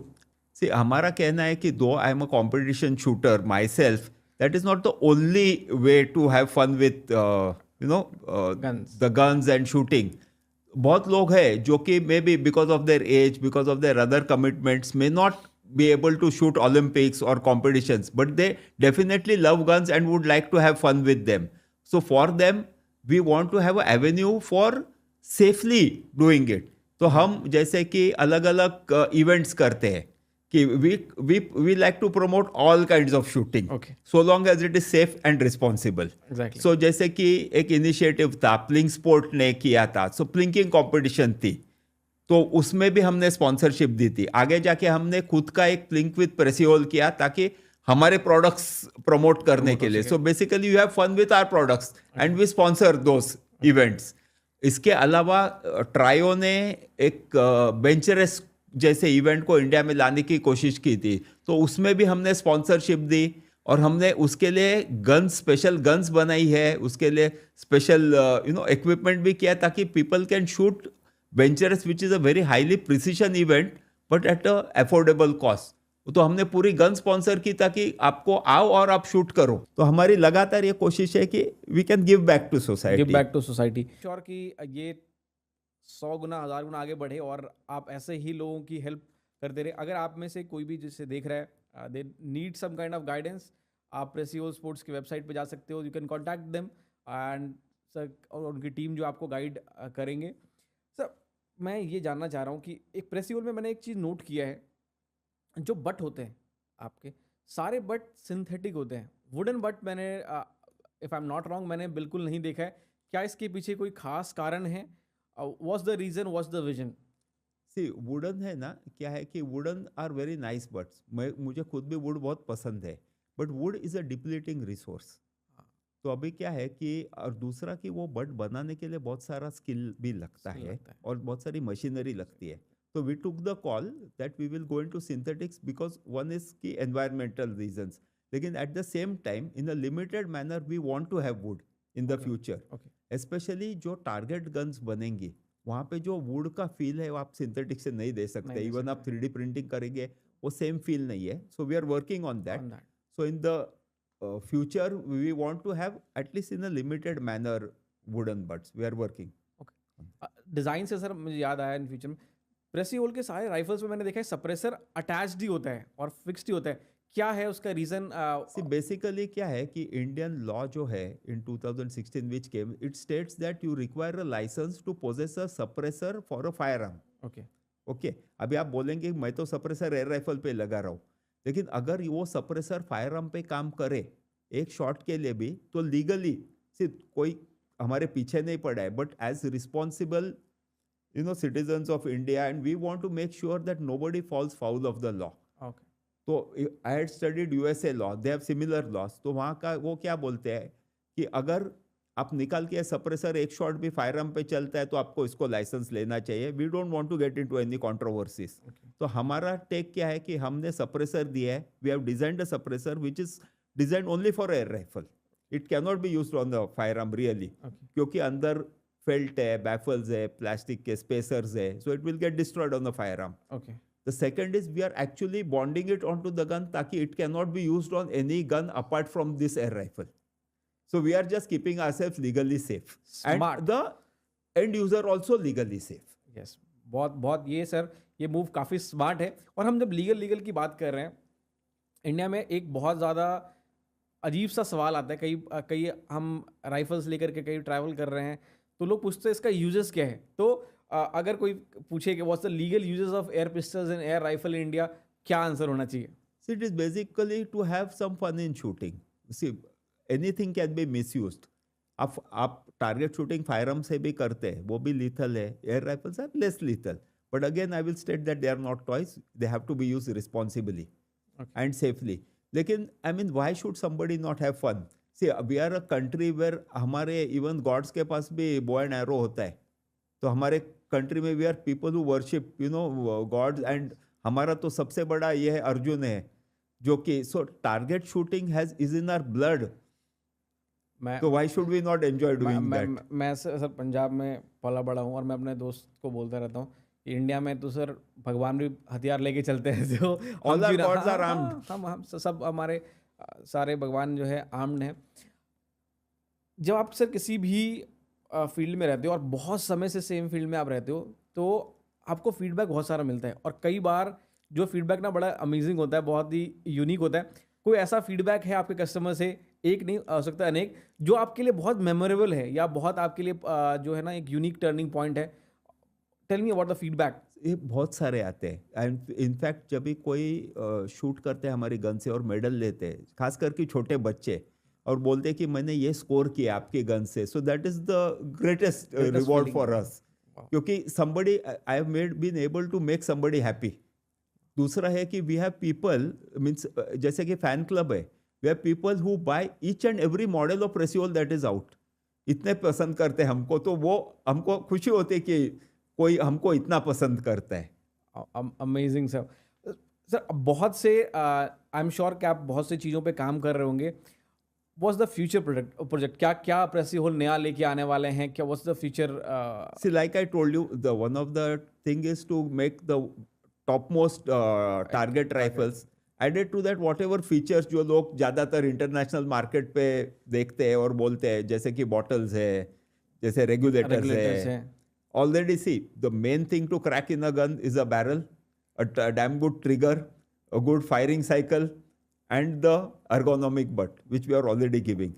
बाकी के कैसे है कि हमेशा तो फैशन है ना, आप सेम गाड़ी तो कितनी भी अच्छी हो, आप बोलेंगे कि अगले साल तो नया मॉडल आना चाहिए, तो वैसे होते रहते हैं. अब मैं जो पूछने वाला हूँ ना, ये हो सकता है बहुत कम लोगों को पता है. एक हफ्ते पहले तक मुझे भी नहीं पता था. It's a very secret thing. Tell me about Precihole arms. What's that और क्या होने वाला है? अगर आप आर्म्स बना रहे हैं या बनाने वाले हैं तो ये तो सब कुछ ही चेंज कर देगा. जैसे आप एयर राइफल्स में आए और एयर पिस्टल्स में, तो इंडियन का पूरा सिनारियो ही चेंज हो गया. और अगर आप आर्म्स बनाने वाले हैं तो कमाल ही होने वाला है. What's that? प्लीज़ गाइड करिए मुझे, इसके बारे में बहुत कुछ जानना है. आई एम श्योर कि मेरे ऑडियंस को भी जानना होगा. दिस केम अ लॉन्ग वे. पहले क्या था, पहले तो ये मैंने तो सोचा भी नहीं था, क्योंकि तभी तो गन बनाना या गन पोजेस करना ही बहुत बड़ी बात थी, खुद का पर्सनल लाइसेंस ही बनना. लेकिन as we progress into arms, we and because of our specialization in barrels, हमने आर्मामेंट रिसर्च ARD के लिए काम किया ऑन बैरल्स. लाइक जो आसमी है अभी जो कर्नल बंसोड ने बनाई, वो बैरल पूरी तरह से प्रेसियोल में डेवलप्ड एंड डिजाइंड बाय प्रेसियोल है. तो तभी ARD ने हमको बोला आप आर्म्स क्यों नहीं बनाते हैं. तो हमने बोला ये बहुत बड़ी चीज़ है, बड़े बड़े प्लेयर्स है, इसमें हम सर्वाइव कर पाएंगे नहीं पाएंगे. तो उन्होंने बोला हम आपको हेल्प करेंगे, लेकिन आप करो आपके लिए नहीं, लेकिन देश के लिए करो. So the vision is see today we want to really have that core technology in India. तो बाद में हमने एप्लीकेशन किया, हमने गवर्नमेंट ने और ये सब लोग ने, ARD ने हमको काफ़ी सपोर्ट किया. So finally we have got our arms license. And first क्या है कि we want to make a lot of things, लेकिन ये बहुत बड़ा फील्ड है, जाके बहुत बड़े इन्वेस्टमेंट्स भी लगते हैं. सो फर्स्ट हमारा फोकस है, we like the sports, we will come with civilian arms first. तो एक सिविलियन सेंटर फायर राइफल है, सिविलियन अपनी रिम फायर राइफल है, .22 है, वो हम पहले लाना चाहते हैं. और जैसे कि आप जानते हैं, जब हमारी गन बनती है आगे उसकी मैच गन तो बननी ही बननी है. तो we will later on come with a centre fire match rifle, centre rim fire match rifle. ये विजन है अभी. विजन है. Along with that we also will like to start with pistols. But to start with we are working with more with rifles. Pistol का भी काम चालू है.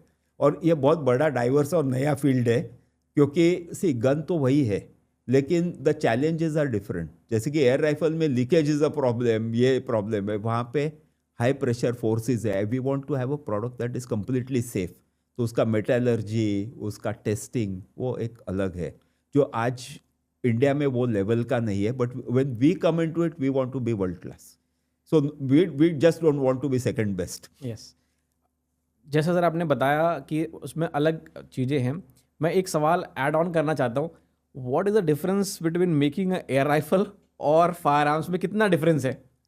See like I said, see basic technology similar है, metallurgy, लेकिन the challenges here will be more of containing those forces, metallurgy, heat treatment, hardness and precision. तो वही there are different ways. Air rifle में precision लाने के लिए अलग चीज़ है कि कंसिस्टेंसी ऑफ वेलोसिटी है. यहाँ तो बारूद से आपकी पावर आती है. तो यहाँ पे throating, chambering, head spacing, the kind of bolt या firing, auto loading firing system कितनी स्मूथ है, उसके ट्रिगर कैसे है, they will be a different challenges है सर. क्योंकि आप इतने सारे शूटर्स को वेपन प्रोवाइड आपने किया है, आप खुद भी शूटर रहे हो, और आई गेस अगर मैं if I am not wrong, आप इंसाइक्लोपीडिया हो शूटर को. आप एक तो कोच की नज़र से देखते हैं, एक मैन्युफैक्चरर की नज़र से, और एक आपके पास एक 360 डिग्री व्यू है. अगर किसी को शूटर बनना है, ओलंपिक्स में मेडल लेने हैं, क्या आप गाइडेंस देना चाहोगे, क्या एडवाइस देना चाहोगे, and what's the path to becoming a Olympic shooter? जो इस वीडियो को पहली बार देख रहा है या जिसने एयर राइफल आज तक टच भी नहीं किया है, व्हाट्स द प्रोसेस? आप क्या उसे गाइड देना चाहोगे जिसे पढ़ करके वो? सो बेसिकली बच्चे को पहले एक शूटिंग क्लब देखना पड़ेगा, क्योंकि उसको जगह चाहिए जहाँ वो सेफली शूट कर सके। उसके साथ उसको मेन इंपॉर्टेंट है कि कोच चाहिए जो कि उसको गाइड कर सके। तो फॉर्चुनेटली आज हमारे पास बहुत सारे एक शूटर्स हैं जो कि रेंजेस चलाते चला हैं। रहे हैं। जैसे कि हमारा खुद का सेंटर है जो गोल्डन शॉट स्पोर्ट्स से चलाया जाता है। So they are shooters who are guiding in a proper manner. तो जब भी बच्चा नया आता है तो पहले वो बेसिक ट्रेनिंग कोर्स करेगा, फिर वो बोलता है ओके मुझे शूटिंग करना ही है। वहाँ से जाके वो पहले इंटर स्कूल कॉम्पिटिशन्स है, फिर इंटर यूनिवर्सिटी कॉम्पिटिशन्स है, ये लेवल पे शूट करता है। उसके आगे जाके वो स्टेट लेवल, अपने खुद की स्टेट चैंपियनशिप्स होती है, जैसे कि हमारे यहाँ महाराष्ट्र स्टेट है, हर एक स्टेट की होती है, तो वो उसमें पार्टिसिपेट करता है। अभी वो स्टेट चैंपियनशिप से आगे जाके जोनल कॉम्पिटिशन्स होती है और एक क्वालिफाइंग कंपटीशन होते हैं, जैसे कि जीवी मावलनकर कंपटीशन है, उसमें वो शूट करता है। वो क्वालिफाइंग लेवल में वो स्कोर करता है, वो फिर नेशनल लेवल को क्वालिफाई होता है, फिर वो नेशनल लेवल पे शूटिंग कर सकता है। और फिर जैसे उसको नेशनल लेवल पे एक स्कोर होता है या मेडल्स आते हैं तो वो उसका सिलेक्शन होता है स्क्वाड के लिए। तो there is a national squad जहाँ से लोग सिलेक्ट होते हैं फॉर इंटरनेशनल। फिर वहाँ से फिर वो जाके कहीं पर भी international as per his score he can participate in either the world cups और अलग अलग या ओलंपिक्स या जो भी इंटरनेशनल कॉम्पिटिशन्स में। और ये सब चीज़ें के प्रोसेस में टाइम कितना लगता है सर? इसमें तो सालों जाते हैं, it is not a overnight process. तो आपको इसमें कैसे 10-15 साल जाते हैं। 15 साल? लेकिन क्या होता है कि ये पुराने शूटर्स को ज़्यादा टाइम लगा। Okay. लेकिन अभी because that experience has come, नए shooters can do it much faster because they have the experience of the older shooters. इसके लिए अच्छे शूटर से जुड़ जाना और अच्छे कोच से जुड़ जाना बहुत इंपॉर्टेंट है। That will shorten your training. आगे हार्ड वर्क ही है, आगे हार्ड वर्क है। And I guess but fortunately today जो मैंने फेस किया था, we just didn't have the kind of equipment. Okay, हमारे पास तो इक्विपमेंट ही आज नहीं तो थे। सब कुछ अवेलेबल इंडिया में। कुछ आपके पास वर्ल्ड क्लास राइफल अवेलेबल है, वर्ल्ड क्लास जो shooting jacket, trouser, kit available है, वर्ल्ड क्लास पैलेट्स अवेलेबल है। मैंने जब भी 91 में पहला नेशनल खेला तभी पैलेट्स नहीं थे। किसी टॉप शूटर ने मेरे, बिकॉज आई वो शूटिंग वेल, मेरे कोच ने रिक्वेस्ट करके मुझे 50 पैलेट दिए थे और वो 50 पैलेट मैंने कंपटीशन में यूज़ किए, 10 साइटर्स एंड 40 रिकॉर्ड शॉट्स। आज मेरी एक मशीन 1 घंटे में 10,000 पैलेट बनाती है। So we have come a long way. मतलब पैलेट ही नहीं था और आज तो सब कुछ है ना आपके पास। आपको अभी बाकी है तो आपकी तरफ से मेहनत और करेक्ट गाइडेंस, ट्रेनिंग की है। बहुत ज़रूरी है। आई थिंक करेक्ट गाइडेंस से आप बहुत आगे जा सकते हो। सब लोग प्रेसिवल के बारे में सुन रहे हैं अभी, और सबको पता है अगर किसी इंडिविजुअल को, किसी ऑर्गेनाइजेशन को, किसी कंपनी को आपके साथ जुड़ना है, आपके विजन को आगे लेके जाना है, या वो शूटिंग में इंटरेस्टेड है, क्या क्या डिफरेंट तरीके हैं जिससे वो आपके साथ जुड़ सकते हैं, and how can they collaborate with you? See we are, हमारा एक स्पेशलाइजेशन है। अभी शूटिंग तो बहुत बड़ा फील्ड है, उसमें क्या है, कोई क्लोथिंग बनाता है, they can start their own companies, they can also contribute, and you can make other shooting equipment also, and in fact other people can also make guns like us. but मेरा ये रहेगा कि आप अपना खुद का एक इंडिविजुअल ये बनाओ, आपका खुद का डिज़ाइन लाओ, कुछ नया लाओ। कॉपी करने में means nobody is going to progress. So be individual, be original. And मेरा विजन है कि India should become an hub for shooting. See आज हम बोलते हैं ना मेक इन इंडिया, हम डिफेंस सेक्टर में तो कर ही रहे, हमारी गवर्नमेंट प्रमोट कर रही है। वो बोलते हैं कि आप आओ, बिकॉज टुडे डिफेंस में तो India was one of the biggest importers. वहाँ से हम काफ़ी अभी इंडिया में बनाते हैं, तो ना कि हम खुद बनाएंगे, हम एक्सपोर्ट भी करेंगे। डिफेंस में तो ये आ रहा है, so why not with the target shooting also.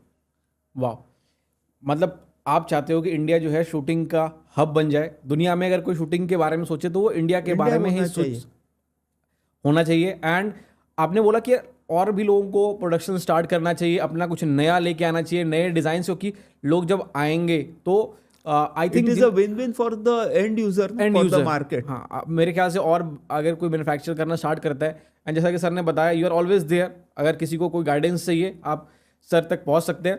How do people contact you, कैसे आप तक पहुंचे, कैसे आपको अप्रोच करे, आपकी कंपनी को अप्रोच करे, आपकी टीम को अप्रोच करे? हमारा तो we have a online number, so anybody can call me, I mean call on the centre directly because I'm busy. I don't ask people to call me directly, but generally they all everything comes back to me, means I am generally informed about everything. कोई भी phone करता है तो finally और directly अगर उसका really genuine है तो then my staff connect me directly, they connect. तो अगर सर को आप तक पहुंचना है तो आप गूगल करिए, इट्स वेरी इजी। और बाकी तो मैं जब भी हमारे इवेंट्स होते हैं वहाँ तो मैं रहता हूँ, तो अगर आप पर्सनली भी मिलना चाहते हैं during the events, being a restricted company because of arms, we cannot have people come into the company regularly, but you can always come to our foundation, you can always come to our events, you can be part of them and connect with us.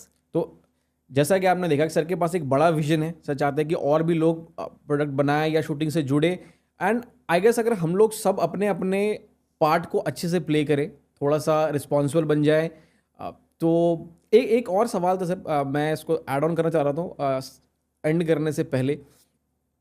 क्या क्या और चीज़ें हैं, मतलब इन लेवन के भाषा में इसे हम बात करते हैं, let's not make it very technical. अगर मुझे शूटिंग स्पोर्ट्स में करियर बनाना है, फॉर एग्जांपल मैं शूटर बन गया, मैंने नेशनल लेवल तक आगे मैंने खोल लिया, और हो सकता है मैं क्लब नहीं स्टार्ट कर पा रहा हूँ, तो और मैं क्या कर सकता हूँ, क्या क्या क्या ऑप्शंस मेरे पास क्या है? मैं चाहता हूँ कि आप सारे ऑप्शंस बता दें ताकि हमारे एक ऑडियंस को ना पता हो कि मैं क्या और कर सकता हूँ। मे बी कोच बन सकते हैं, मे बी जैसे आपने न्यूट्रिशन का बोला, क्या क्या ऑप्शंस हैं? सी शूटिंग के लिए तो बहुत कुछ चाहिए ना। आप इनफैक्ट अगर आपको शूटर को योगा भी सिखाते हैं तो एक बहुत बड़ी चीज़ है, क्योंकि ब्रीदिंग के लिए योगा का ट्रेनिंग करते ही है। शूटिंग के स्टेमिना बढ़ाने के लिए शूटर्स एक्चुअली स्विमिंग या बाकी स्पोर्ट्स भी करते हैं, तो वो भी कंट्रीब्यूट करता है। अभी आप फिजिकल ट्रेनिंग कि आप जैसे जिम के ये है, तो रिलेटेड टू शूटिंग अगर आप स्पेशलाइज करो तो वो कर सकते हैं। शूटर्स को अभी as a doctor I am telling you, shooters have their own individual set of injuries, या ये बहुत सारे बिकॉज ऑफ शूटिंग जो राइफल वगैरह है, बैक के ऊपर बहुत स्ट्रेन आता है, तो you people may not know how many surgeries Abhinav Bindra has gone through. तो if you as a doctor you contribute, तो स्पोर्ट्स मेडिसिन भी है, so it is a very wide field. So shooting सिर्फ गन नहीं होता है, शूटिंग बहुत कुछ है।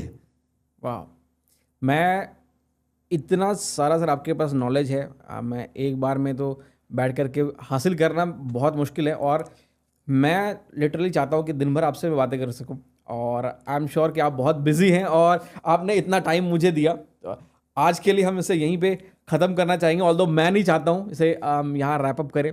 थैंक यू सो मच कि आपने इतना कीमती समय दिया, आपसे बातें करके मुझे बड़ा मज़ा आया, एंड होपफुली इन फ्यूचर आपसे मिलने का मौका मिलेगा, और मैं आपको ऐसे ही जो है डिस्टर्ब करता रहूँगा। कुछ और चीज़ें हैं जो आपसे मुझे सीखना है, जैसे बहुत से लोगों को राइफल ज़ीरो करना नहीं आता है। I will like to sit with you with guns, और हम शूटिंग के बारे में टेक्निकल बातें मैं जान सकूँ, सीख सकूँ। इस पूरे पॉडकास्ट का मकसद ये है कि मैं शूटिंग के बारे में जितना ज़्यादा नॉलेज ग्रैब कर सकूँ, आप जैसे लेजेंड के थ्रू उसे मैं करने की कोशिश कर रहा हूँ। तो जो भी इस वीडियो को देख रहे हैं, चैनल को सब्सक्राइब करना मत भूलिएगा, और प्रेसी होल को आपने ऑलरेडी, मतलब ये बोलने की ज़रूरत नहीं क्योंकि सब लोग जानते हैं प्रेसी होल को। आई एम श्योर आप लोग ऑलरेडी प्रेसी होल के इंस्टाग्राम, फेसबुक, यूट्यूब को ऑलरेडी आपने सब्सक्राइब कर रखा होगा।